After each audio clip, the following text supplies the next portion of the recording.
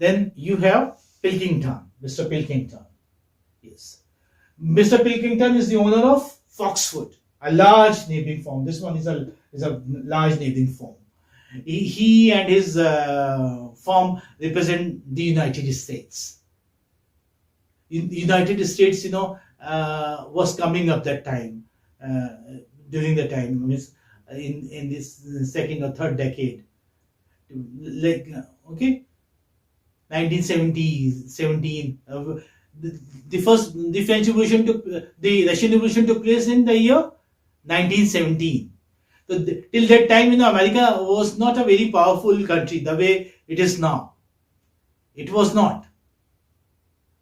So this form, animal form, I mean, stands for England, and Foxwood stands for America, the US. Is it okay? Yeah.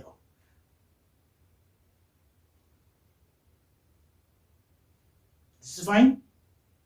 You've done all the yes, men here. We have just 3 men here. Yeah, Whymper is also Whymper is another man. Well, Whymper is a solicitor.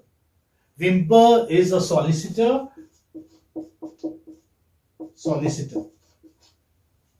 And he is responsible for having transaction between the animals and the outside world. Okay, between humans and animals. Who is he? Whymper. Whymper is a solicitor. So you can say middleman. Or solicitor you can write. Whymper. So Whymper, makes a lot of money by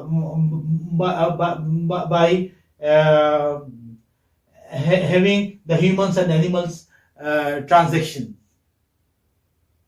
With the transactions, he makes the transactions between them possible, and he makes a lot of money out of this business.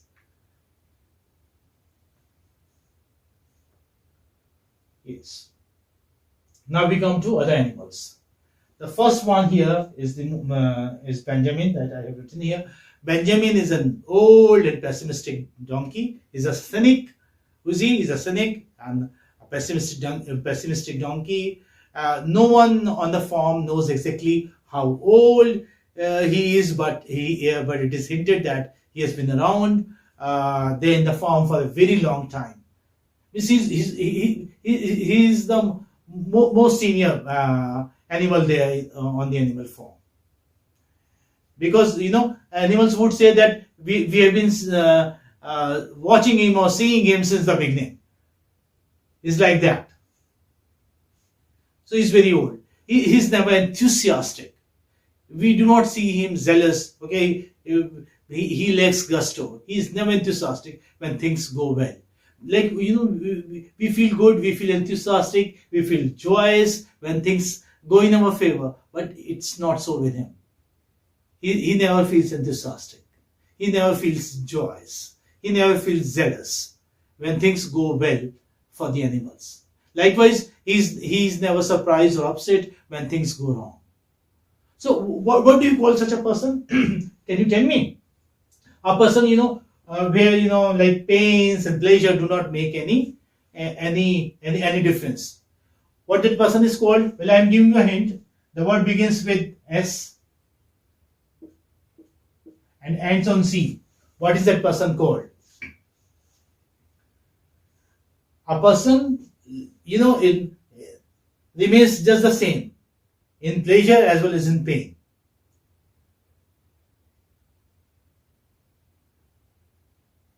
Benjamin is like that. Stoic.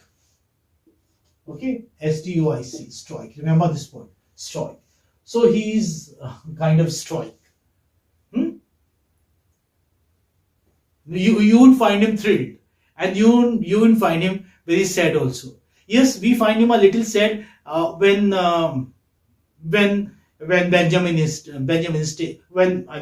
Boxer is taken away to Boxer is taken away in a slaughter van. in a van owned by a slaughterer, a horse slaughterer, okay, a necker. That time we do find that he is upset. He is not sad, he is upset that time. So yeah, so he often gives vague answers. Means he is not very clear. He is not very obvious. That's why people find him bad tempered. Like animals wouldn't like to speak to him because he doesn't give clear replies, clear responses. He gives vague answers. Some might say that he's a realist. He's close friends with Boxer and plans to spend his retirement with him. His Boxer and Benjamin are good friends. It's like a team, Clover, Boxer, Benjamin, they stay together. Molly doesn't stay with them. Although Molly is a mare, yet she is not there in this group. So he calls all other animals to help when Boxer is being taken away by the horse slaughterer. He feels uneasy, upset, and he wants other animals to help to take him out. That was not ambulance. It was said by Schooler that he's taken in an ambulance to a veterinary hospital, but he was not taken. He was not sent to a veterinary hospital. Where was he sent? He was sold to a necker, a horse slaughterer. So he gets upset that time. He's thought to represent the older generation, wise enough to see through the pig's lies, but not willing to stand up to them. So he represents, who does he represent? Old generation. Okay, old generation, old people.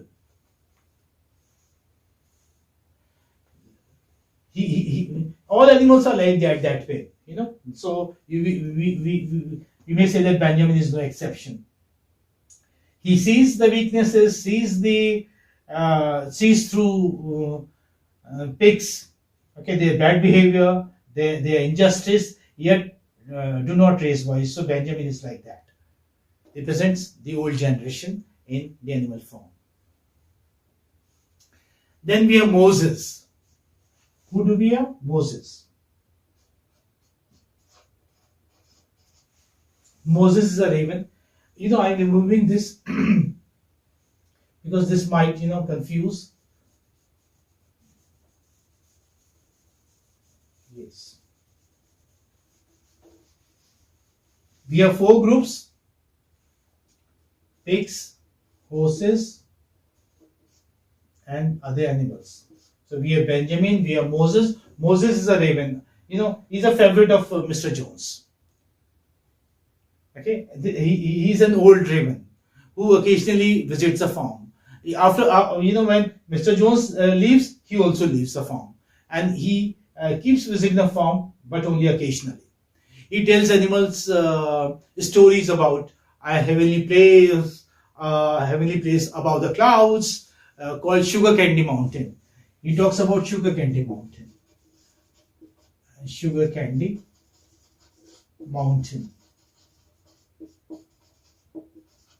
Okay. Yeah, the place is above clouds, and when animals die, they go to Sugar Candy Mountain. Where he says that all animals go when they die, but only if they work hard. When do they go? Means if the animals work diligently, if they work hard, if they are dutiful, and if they are genuine, if they are good, then they go to Sugar Candy Mountain, which is there above the clouds. Moses is thought to represent the church. What does he represent? He represents the church, the religious community in Russia at that time. Okay, represents the church, you may say. Church. So here, in a way, you can write an answer on allegory also. Because when you write an answer on allegory, you'll have to tell that which animal stands for which political leader. Okay, or which class. Okay. So what does he represent? Moses represents the church. This is what the church says. If you are doing good deeds, then where would you go? You would go to the heaven. Same thing the Moses say here. And just see the name. They named after a prophet, Moses. Yes, Moses is thought to represent the church, as I told you, in Russia during the Russian Revolution. Then you have another important character, Muriel, amongst the less important ones. Muriel. Who is a Muriel? A goat. A goat. Very good. Muriel is a goat. I'm not writing you know Benjamin is a donkey, Moses is a raven, a crow, and Muriel is a goat. An intelligent goat, you may say. So a wise goat, a wise old goat, who is friend with all the animals on the farm. She's good with everyone. No animal is uncomfortable with her, with this goat. So she is in a way neutral. She's neither here nor there, but she is good with everyone. She stands for people who are neutral, not with this political party or with that political party, with everybody. So she is neutral. Muriel is a goat. Remember. And she is intelligent. She is wise. She is, she remembers the 7 commandments. All animals do not, but she remembers the 7 commandments. Like sheep do not remember the 7 commandments. After that, you have sheep. Okay. Sheep, yes, I'm reminded of sheep also. Sheep. They are all the time chanting slogans. 4 legs good, 2 legs bad, and then 4 legs good, 2 legs even better. Like this, they are all the time chanting. So the sheep are said to be the stupidest, okay, the foolest of the animals. They blindly follow Napoleon because they do not have a brain of their own. They do not have a mind of their own. So what do? Whatever the ruler says, because here, they are also scared of him. Besides, they are scared of Schuyler also.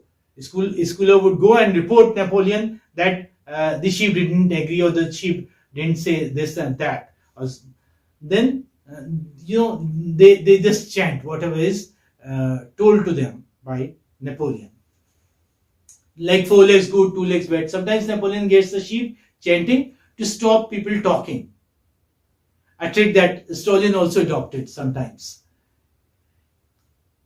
Do you understand this? This is interesting, Like, he would give a signal to them, the sheep, and they would start chanting.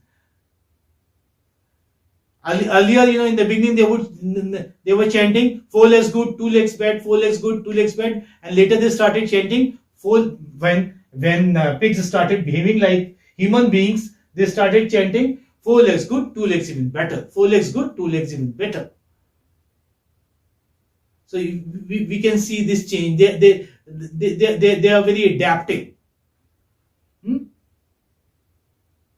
Like the change in the animal form does not make much difference to them. Why? Because they do not have their mind.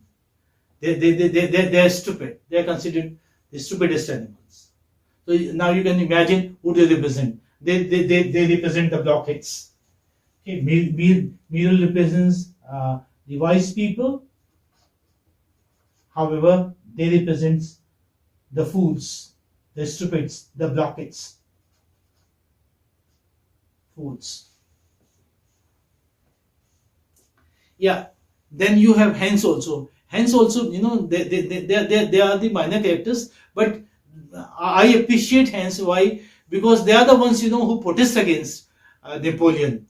Although they are very small creatures, but they have the courage to protest against Napoleon, rebel against him. They are the first to rebel against Napoleon. The hens bravely protest about their eggs being taken. Why? Because when there was a short supply of food there on the animal farm, then Napoleon decided to have trade with the outside world, with human beings and all. So it was decided that the eggs would be sold. So when this decision was taken, they raised their voice. They rebelled against Napoleon. Okay, so they were the first one, and that is why they were killed by the ferocious dogs. So at the cost of their life, they had this protest. Anyway, they were courageous. Then you have the dogs. Yes, the dogs. So you have so many animals here. The dogs. Dogs, you have Jessie, Pincher, Bluebell. So these three dogs, Bluebell, Jessie, and Pincher, they are the most important dogs, you may say. Why? Because they have been given names. They have name. If a name is given to a character, then the character becomes important. So Bluebell and Jessie is a mated pair of dogs. Their puppies are taken away from them by Napoleon. Okay, they are taken away at the time of birth when they are just mere puppies, very, very, very small puppies. They are taken away by Napoleon. Napoleon raises them up, brings them up. He raises these 9 puppies to be his bodyguards and secret police, you may say. They serve only Napoleon and nobody else. They are not loyal to anyone except Napoleon. And whosoever he wants to get killed, he gets them killed through these ferocious dogs. They represent the secret organization of the police. Who they represent? These dogs, secret organization of the police. Secret organization of the police. Because police, brings out the orders of the ruler, and so do the dogs here, the 9 puppies who are grown-up dogs now, ferocious. They follow the orders of Napoleon. They take orders from Napoleon and no one else. They are the ones, who chase Snowball off the farm. They are the ones, with whom the entire lot of animals, all the animals are scared of. Why? Because they are very ferocious and they would kill anybody in no time.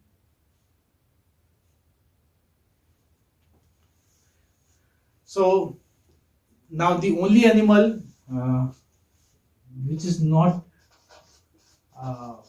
referred much, people often forget to remember, but she does have a role to play here, the cat. Okay, the cat. The cat never does any work. We do, like Molly, we do not find him doing any work. She also doesn't do any work. But she, gives very nice excuses. And these excuses are very convincing. That's why she's forgiven. No one says anything to this cat. Why? Because she is full of convincing excuses. She has no interest in the politics of the farm.